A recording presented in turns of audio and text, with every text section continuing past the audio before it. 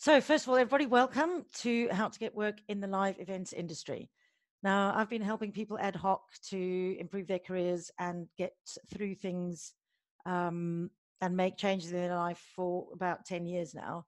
And I feel like I'm in a position now to really be able to help people get started or make changes or move from corporate to rock and roll or whatever they need to do. So I'm going to be asking the odd question. Please put your answers in the chat box, and there will be time for Q&A at the end. Now, before we start, there's always some freebies.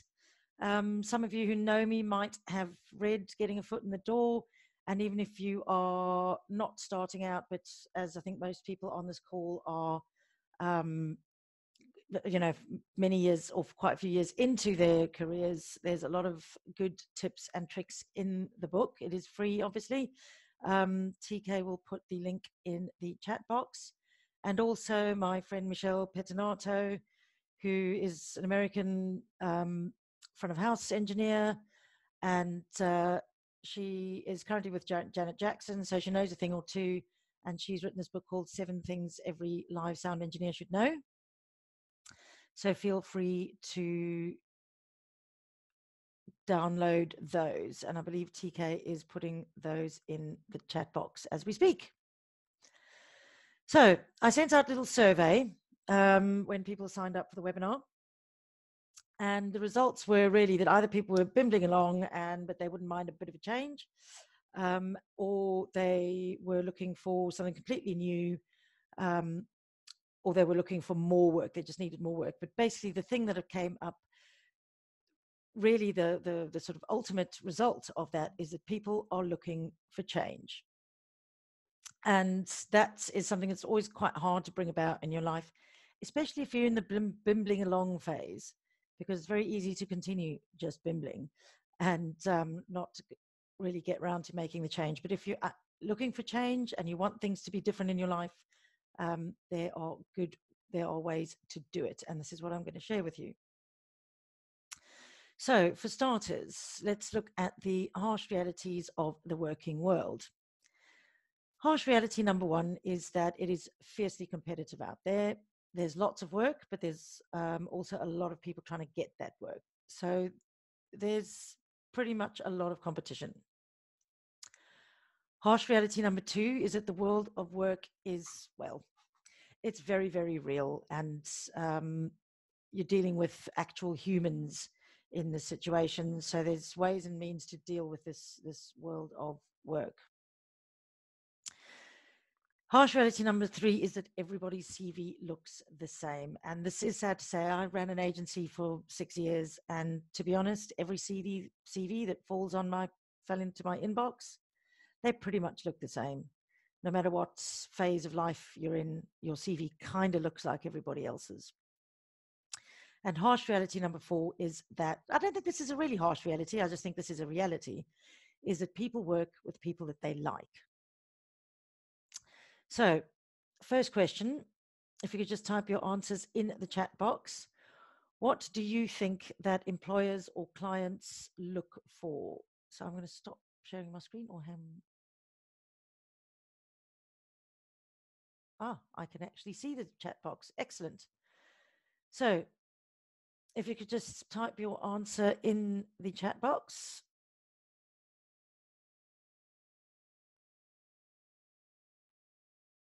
Anyone?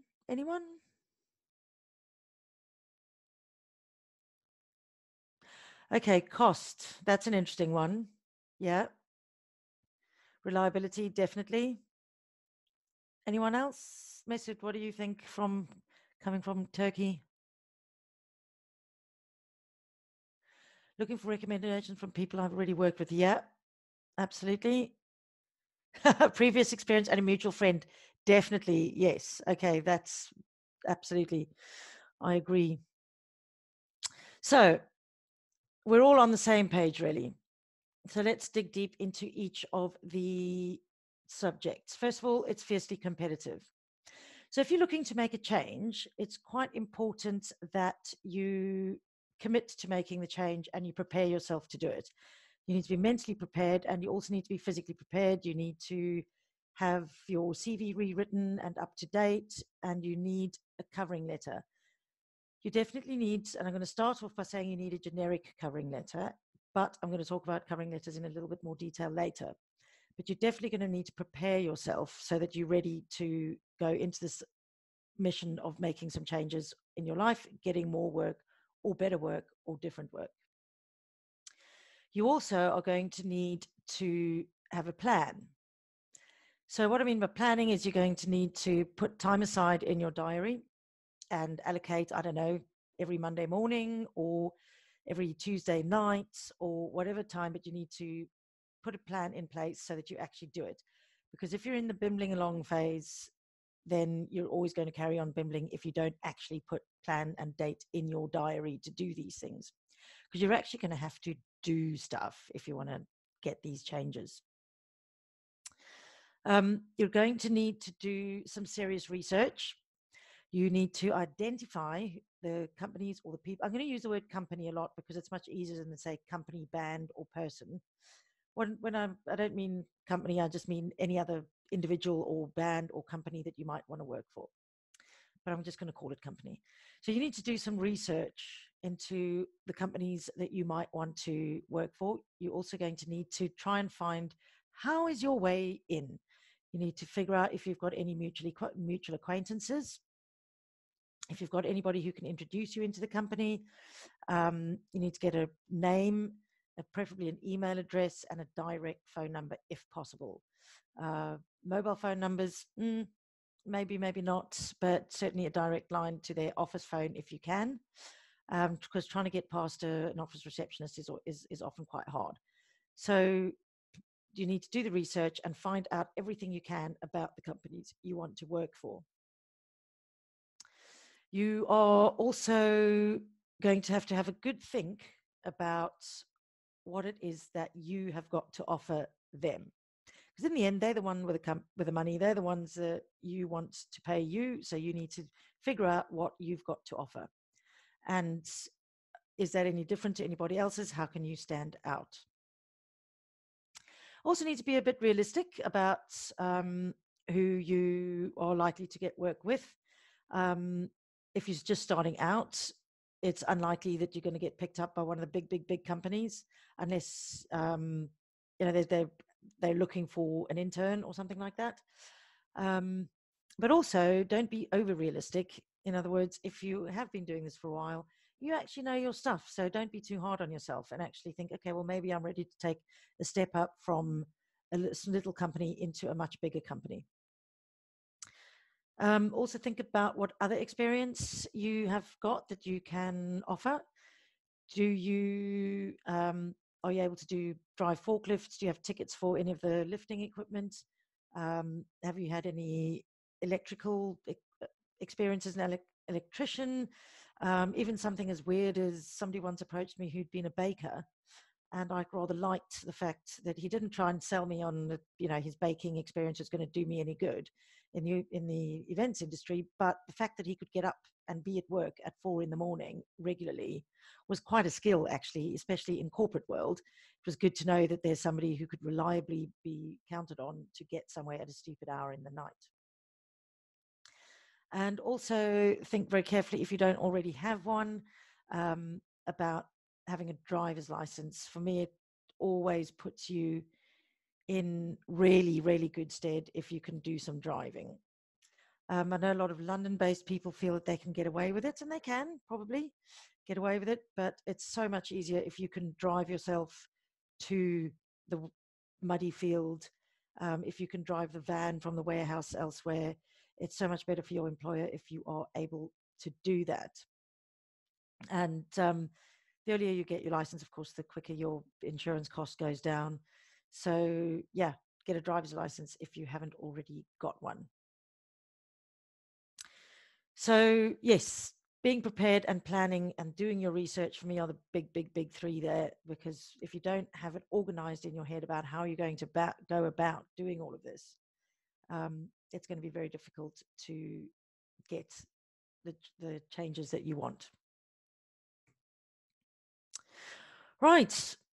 Harsh reality number 2 is that the real world of work is very real indeed. Now, the first thing you need to think about is whether you are looking for an employer or if you're looking for a client. That's two very, very different concepts.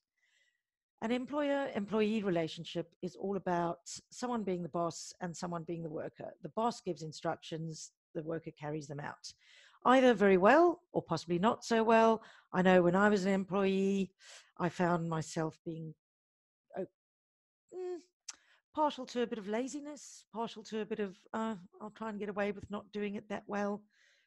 Um, However, if you are thinking about your employer as a client, which it probably will be because you are highly likely to be freelance, it's a whole different ball game. Because if you have a client, you then are in a position of being a professional service provider. You are not an employee. So, as a professional service provider, you have a completely different mindset to an employee. You need to be anticipating what people need. You need to be on the ball. You need to be proactive instead of reactive. So, just changing your mindset about whether you are looking for employers or clients is again something that can change the whole way that you interact with someone and the whole way that you perform if you are given an opportunity with a new person. If somebody gives you an opportunity and you have them in your head as a client rather than an employer, you're going to behave very differently and probably in a way that's going to be much more beneficial to them, in which case they're going to keep you on board more and more. And also, if you've got clients who really like you, they are going to not only call you again every time that they want a job done, but they're also highly likely to recommend you. So that whole employer-client juxtaposition, it's really important to move over into the idea that you are a professional service provider and the person who's employing you is actually your client. You are also going to get a lot of rejections, and rejections are difficult to handle and they're very tiring. However, there's probably a finite number of no's that you're going to have to get through until you get to a yes. So getting your no's out the way so that you can get to the yeses is actually progress, right? It's a bit like giving up smoking, which I've just recently done, so I can tell you this. There's a finite number of cravings to get through before you finally stop having cravings. And so I'm looking at every craving as something to rejoice about because I know that's one less until it's all over. So it's the same with looking for work and getting lots of rejections. There's a finite number that you're going to have to get through until you finally get somebody who says yes. Now, if you do talk to people and you get a no, if it's an absolute outright no, great. First of all, you know that you never have to bother talking to them again.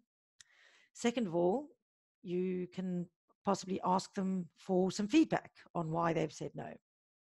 And that feedback could be something about yourself. Your skills might not be suitable for them. But on the other hand, the reason that they've said no might just be that they don't have any opportunities at the time. So if they don't have opportunities at the time, first of all, that's great because you know that it's nothing to do with your skills. That's fine. It's just that they don't have anything. So you know that you can actually put them on the list of people that you can try again at a later date. Also, if you get feedback that can really help you figure out, maybe they say to you, I just thought your CV was badly written. It doesn't tell me anything about yourself. Then you know that you need to jazz up your CV a bit. So it's really, really helpful. Also, if people just ignore you rather than actually telling you an outright no, that's also great because then you can keep them on your list for people to try again later. So this is part of your planning process. You're going to have a list and you're going to say you're going to write down what people's reactions have been so that you can know who you can try later and who you should just not bother. Then a lot of things about creating change in your life, and this is obviously not just for work, for absolutely everything, is that most of us, me included, we all harbor limiting beliefs. Now, those limiting beliefs are things like, I'm not good enough to move up the ladder. It can be things like, and a lot of people have this, and it's so strange, but I have this, or have had it a lot in my past. I've been learning to deal with it in the last year or so, is that I don't deserve success. It's just something that sits in the back of your mind. And I think particularly in British culture, where it's always about putting yourself down a little bit and stuff, it's quite easy to fall into, the banter of stuff that actually, that you start believing things like that. Yeah, it doesn't really matter if I don't do that well. It's things like thinking you might not fit in if you change from one genre of work to another. So having these limiting beliefs are a huge obstacle in your way. And almost all of us have them. In fact, I can't believe that there's anybody in the world who doesn't have them. But the good thing is that there are ways to overcome these limiting beliefs. And I've been learning how to do this in the last year, and it's immensely liberating. And it can really push you into a mindset of going, well, actually, no, I am good enough. And yeah, I do deserve success. I'm going to go out and get it. So yes, having the right mindset to change your life and change what you're trying to do is really important. Now, harsh reality number 3 is that, sad to say, but everybody's CV looks the same. I have honestly been on the receiving end of CVs for 6 years, and it's almost idiotic. It's not idiotic. It's just, there's no point in reading the CV, because it's all got the same skill set. It's all got everybody's name dropping a few bands. Everybody's done XYZ festivals. Everybody's got similar experience in different areas. So your CV, whilst it's a great record and documents of what you can do, it's not that different from everybody else's. So the thing that really used to get me to actually read someone's CV and respond to somebody was the covering letter. Now, earlier I said you need to have, for your preparedness, you need to have a generic covering letter written. And yes, this is correct. However, you are never, ever, ever going to send out a generic covering letter. You are always going to customize it. The generic part is going to be the middle 2 paragraphs, which tells everybody about you, what you've done, what your ambitions are. And the first and last paragraphs are going to be pretty much about the person you're applying to. It's something that's going to be custom written every time, and it's going to particularly appeal to the person you're trying to contact. So the first and last will mention them by name. It'll maybe have a little flattering sentence or two about, I think your company's great. I was at a gig the other day, met so-and-so who suggested I send my CV. Good place to name drop if you can. Another person, obviously with their permission. Don't name drop people who haven't given you permission. And the last paragraph is again going to be something that's really going to engage the reader, something about themselves and what you can do for them, how you will be able to fit in with their company or their band or their working environment. Because that's the way you catch someone's attention. It's very, very, very hard to catch someone's attention with a dear sir, madam, and then bleh, about yourself and nothing about the person you're applying to. Because the person you're applying to is a human being, and a little bit of making them feel good will go a long way to get them to actually read your letter. You need to use your research to write these paragraphs. You need to use your research to send it to the correct person.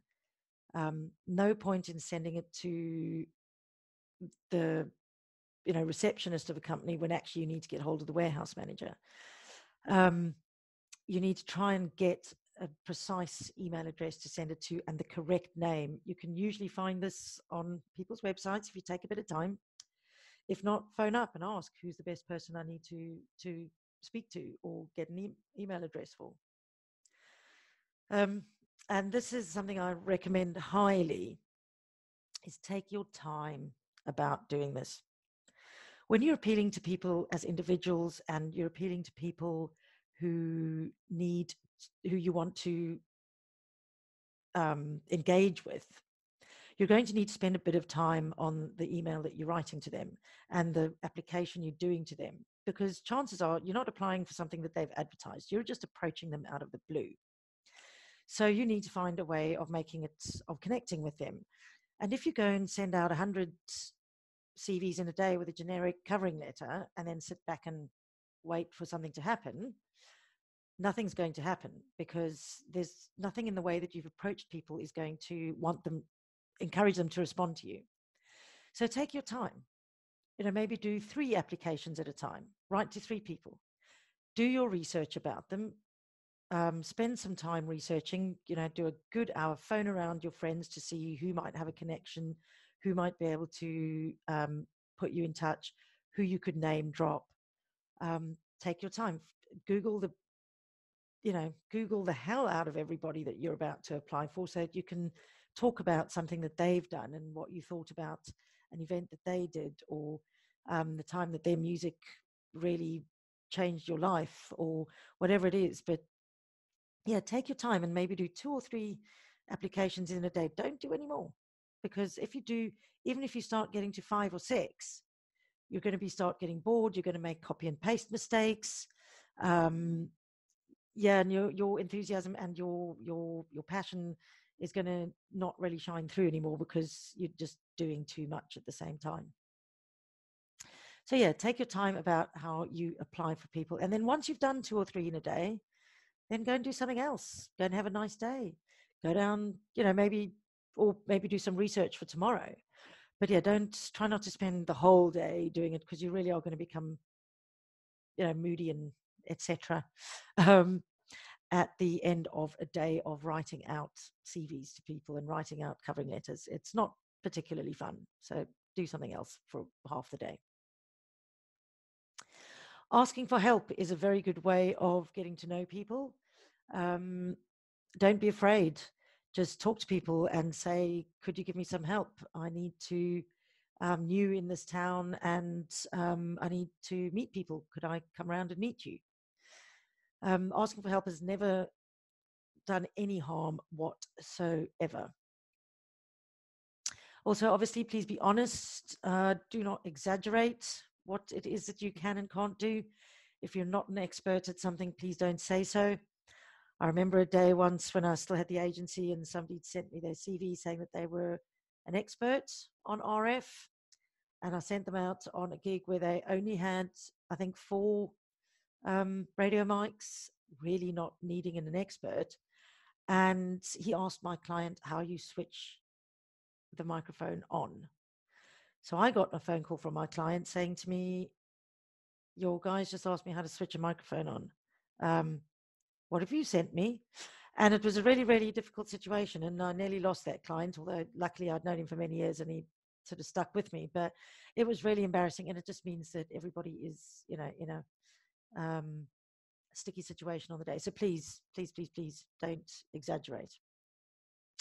On the other hand, please do be creative. We are not working in the banking industry, thank heavens. So people are not looking for cogs in wheels. People are looking for people with a bit of creativity, a bit of flair, somebody they like. You don't have to be the life and soul of the party, but you do have to put over an impression that you're actually going to be cool to be around. And one of the ways you can do that is through your CV.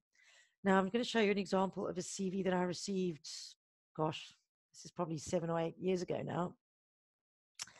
This CV was sent to me by a chap who just arrived from Argentina, and he via Spain, and he'd just been in the UK for a while, and I absolutely loved it. I haven't even bothered really ever to read the words. I have just looked at the amazing graphics, and everything I need to know about this person is pretty much explained in pictures. It's 1 page. It doesn't take up any time, any space. I've blanked this out up here, but his name and contact details are easy to find. And everything I need to know about him is right here. I tried to book this guy about a month later after receiving this. He was unbookable.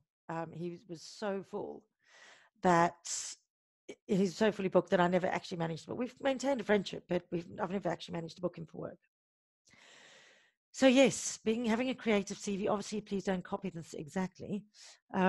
But think about how you might be able to represent yourself on paper in a way that's not just black and white, and that's really memorable as well, because I will never forget the CV.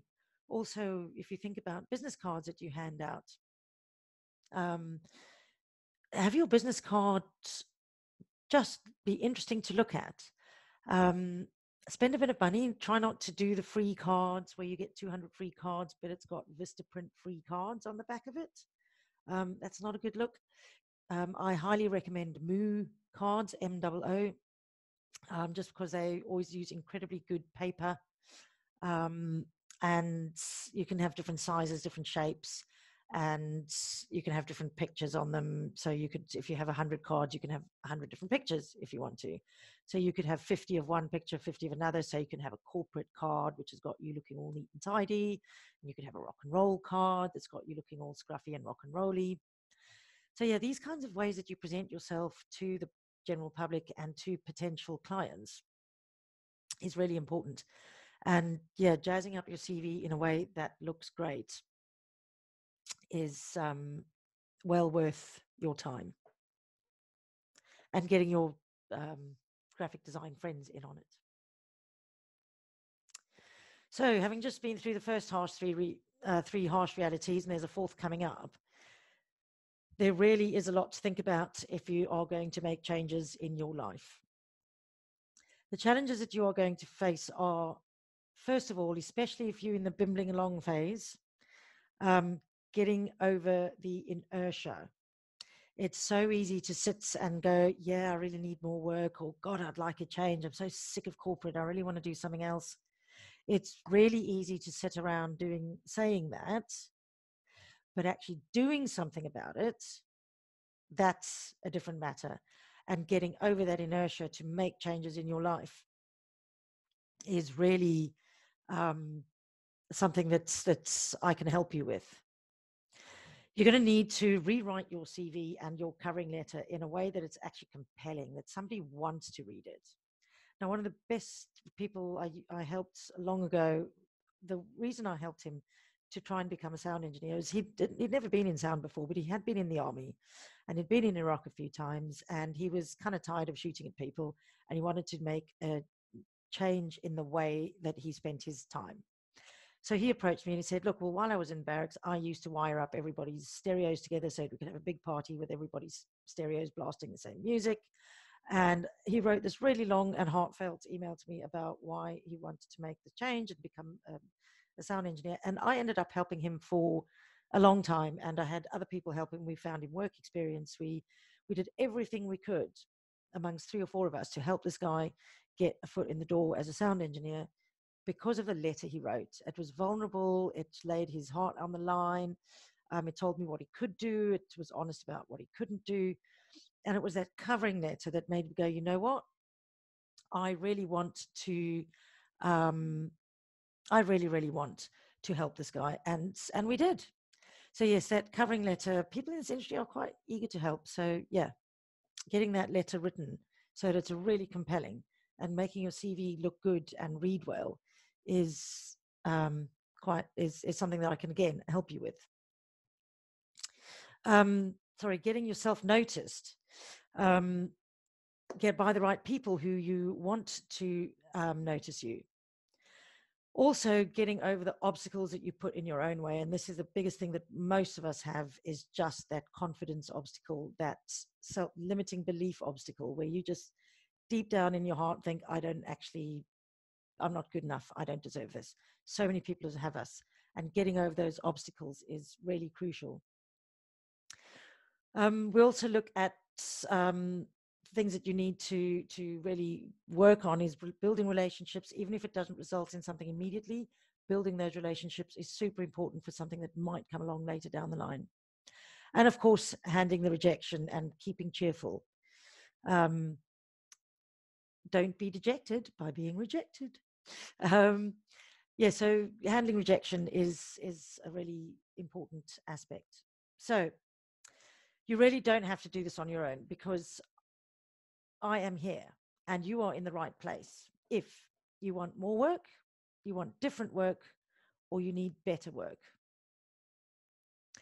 I have been doing this for 10 years. I know what works and what doesn't work. I've been an employee, I've been a service provider, I've been a client, and I've been an employer.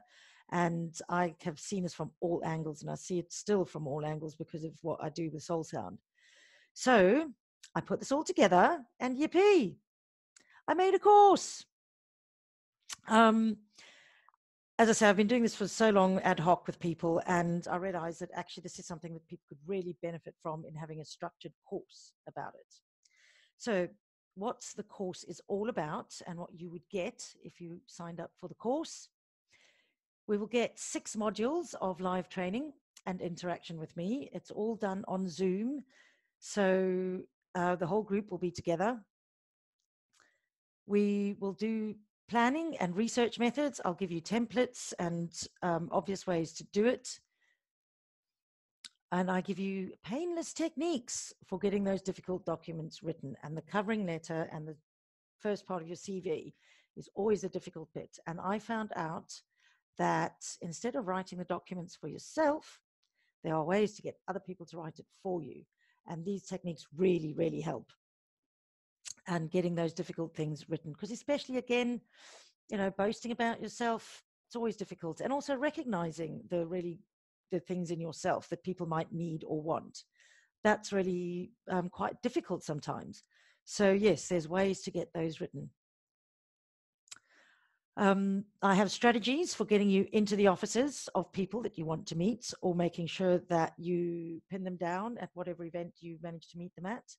I can help you with how to get about doing that. Also, getting yourself to a position of greater confidence and putting an end to those pesky limiting beliefs that are holding you back. And as I say, I have been learning how to do this over the last year, and it's changed. It's quite life-changing, actually, if you can get rid of those beliefs. We'll develop better interpersonal skills as well. And so not only will you get into people's offices, but you'll also be able to know what to say when you get there. We'll also create a dedicated Facebook group for accountability and for support. So by accountability, I mean, there will be a bit of homework, so that actually you've got people to answer to, that you haven't done your homework. And when other people post that they've done theirs, it can really help you be motivated to do yours. And obviously to get support in how to do things or go about things, or any other questions. So that we will have a dedicated Facebook group for everybody on the course. And of course, because it's on Zoom, like we're doing now, it will all be recorded. So if you miss a session, it really doesn't matter. You can catch up in your own time. And also you'll have lifetime access to the videos. So you don't have to do everything as is. You can do it in your own time. Obviously, it's great if you can be there for the live call. But if not, you can do the recordings, and I'll always be on the end of an email for questions if you weren't there, if you didn't manage to do it. And of course, me being me, I like to get things going. I'm thinking that this time of year is a very good time to start, because there's still the late, Christmas season coming up. And if possible, we want to try and get you to a position where you can also focus on getting that early next year work. Now, January, of course, we all know is almost impossible. But, when things pick up in February and March, you need to be on it and in people's minds, and have made all the contacts and developed the relationships you need to develop, so that when work picks up early next year, that you are right there and you are the people getting the work. So naturally, there is some kind of an investment. And yes, it is an investment, because it's an investment in yourself. It's an investment in your future.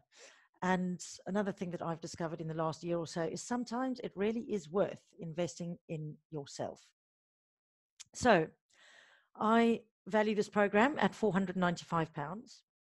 But of course, since you are here on the webinar, we have a webinar special of £295, which, if you think about it, is a mere 2 days' work for most people. And at a push, it's 3 days' work. So if the only thing you get out of doing this course is 2 days' work, you'll have paid for the course. Also, if you sign up before the end of the webinar, I will throw in 2 hours of one-on-one time with me. Now, that one-on-one time can be split into 4 half hours or 2 hours or some laser 15-minute sessions, whatever you like.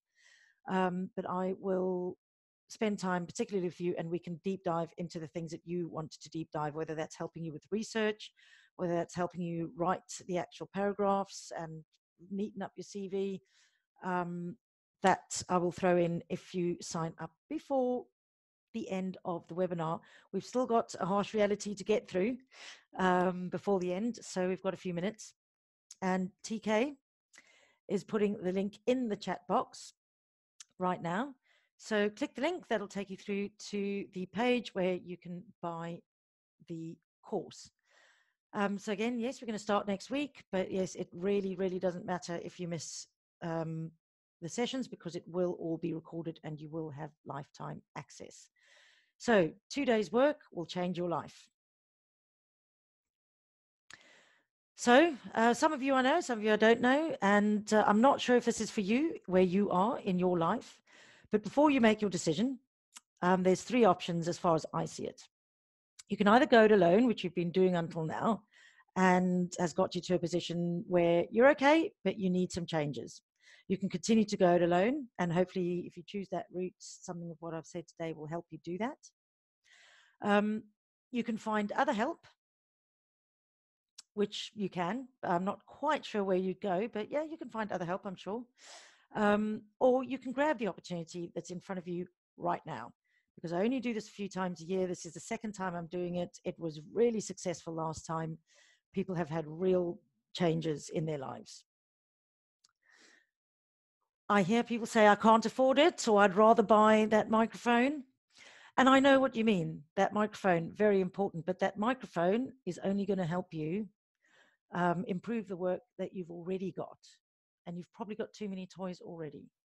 That microphone is not going to get you new work or better work or different work. So yes, shelve that microphone for a little bit and rather invest that money in something that's actually going to change your life. And if you can't afford it, I'd say, can you afford not to do it? Because if you can't afford it, that means you really, really, really need more work. So with my help, you can get it. Will the methods work? Is the other question I'm frequently asked. These are from other people who have followed my techniques and done what I have asked them to do. And Dan has said that Darren has been such a help in getting me started in this business. Her help and advice pointed me to the right places to make the right contacts that I needed. Thank you so much. I couldn't have done without you. Now, Dan was a beginner. He was just starting out when I helped him. He's now got his own company. He's working collaboratively with a bunch of other companies, and he's doing just fine. In fact, his guitar collection is growing, which means he's certainly making enough money. Emma also did the course and says, sometimes I just need somebody to say, go and do this, and you will get the results you need. That's what the course did for me. Yes, I will be telling you, go and do this, and you will get the results.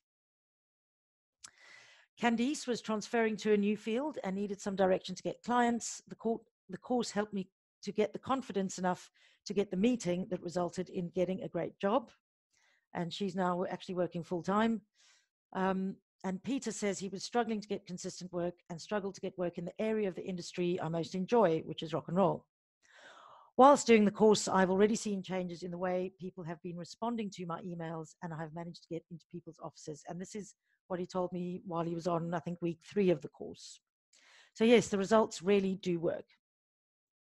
So sign up now. You'll get the bonus of the extra time one-on-one with me. And the link is in the chat box. Right. Let's get back to the content. So harsh reality number 4 is that people work with people they like. First impressions always, always, always count. It's so important when you first meet people. Be friendly, be smiley, shake their hand, introduce yourself. Even if you're not feeling confident, it's always good to pretend you're confident, because A, that builds confidence weirdly, and B, other people see that and it creates a great first impression. One of the things that people say to me every time I ask people in the industry, what is it that you look for when you're looking to work with a new person? And they always, without fail, say positive attitude. The positive attitude is all you need, really, to get your foot in the door with anybody else. As long as they've got a need for somebody and you show up on their doorstep with a great attitude, the chances are you are going to be involved with that company or that band or whoever it is that you're looking for. Reliability is so important. Being unreliable and not turning up when you said you've going to turn up, double booking yourself because you haven't kept a proper diary, being late. It's just, if you're unreliable or you don't respond to emails, if people send you information, please, for Pete's sake, just answer and say, I've received the information. Then they can stop worrying about whether you've received it, and they know that you know what time you've got to be there. Reliability is so important. If you're unreliable, it makes people not like you if you're unreliable. And if you're spending 16 hours a day with somebody in your team, you don't really want to be with somebody who you don't like. So being unreliable is the quickest way for people to just not want to work with you. Punctuality, which is a major part of reliability, so important. If you are late, somebody else has got to pick up your slack. And if it's a team on a build, somebody else has to unload your share of the truck. Somebody else has to do your share of the build. Somebody else has to pick up your slack. Also, if there's a team briefing at the beginning of the event, then if you're late, that team briefing has to be done again, wasting your project manager's time. So yes, punctuality is so important. Be on time, be early, have your coffee in your hand 15 minutes early. If you're early, you get time to look around and do all the kind of little, where's everything kept kind of stuff before you have to crack on with the work. So yes, punctuality, so vital. And if you're late, you start the day with your teammates really having a chip on their shoulder against you because they've now had to pick up your slack. Showing willingness is absolutely the most important thing. If you are trying to, especially if you're trying to make a move. Now, I know if you've been corporate for a long time and you want to move into something like rock and roll, you might have to take a step down in what you are used to doing. You might have to go, okay, well, I'm going to have to be willing to unload the trucks again, when for corporate for a long time I've had crew to do that. You need to be willing to do things that might be beneath you. They're never beneath you, but they might, you might be up here in corporate and you need to start down there in rock and roll. So be willing just to make the changes that you need to make in order to be part of that new crew. Because of every other skill that you don't have, may not have, do have, everything else can be taught. But making a good impression, having a positive attitude, being the person that you would like to work with. And that's the reality of repeat work and being called again, and having people call your number as the first person they call, not the last person they call, is all about making these impressions and having the positive attitude. So yes, those are my words of wisdom about how to get along in the live events industry. As I say, if you'd like to sign up for the program, I'd really love you to join us. There's already a few people signed up from Plaza. So we should be a nice group, and it would be lovely, lovely, lovely to have people on the calls. The link is in the chat box. If anybody does have serious financial problems and would still like to do it, we could talk about a payment program. I'm happy to do that. I'd much rather you were on the program than not on the program. So if you have needs that we can try and meet in some other way, please get in touch on my email. Teeks, if you could stick my email address into the chat box, that would be great. It's darren@soulsound.co.uk. And I'm now going to open the floor to some questions. So I'm going to stop sharing the screen, and nice to see you again. I can actually see people. Does anybody have any questions, either about the content or about the course? If you do, either put your hand up or just unmute yourself. Now, I know TK has actually done the course, and I was wondering if she might say a couple of words while we wait for some people to think up questions. Hello. Hello. Can you hear me? Yes. So yes, did the course help you when you were doing it? Yeah, it did actually. It really helped me a lot. I think that there were some things that I knew about, but maybe I was a bit lazy about getting around to. And the course really helped me focus myself and gain a direction. It kind of gave me a to-do list, and I was able to just do these things. And I had some great guidance from you, Darren, and it was really, really helpful. Great. And you did end up getting some good contacts, did you not? On finding those contacts and getting some opportunities out of it. Yeah, I definitely got some opportunities out of it. I've gotten some good work out of it in the UK, and it's also helped me. I've been out of the UK working as well, but having set up the things that I set up with you, having my CV set up, my website is still a bit of a work in progress, but having a web address and things like that, they were quite helpful. Cool. Excellent. And yes, I know Candice actually got herself a proper job, which was very cool. She, funny enough, doesn't even work in the events industry, so it seems that it all works in other industries as well. So thank you, everybody. It's been great to have you here. Thank you for turning up. And I'm going to call that an end to the day. Thanks very much. Cheers, everybody.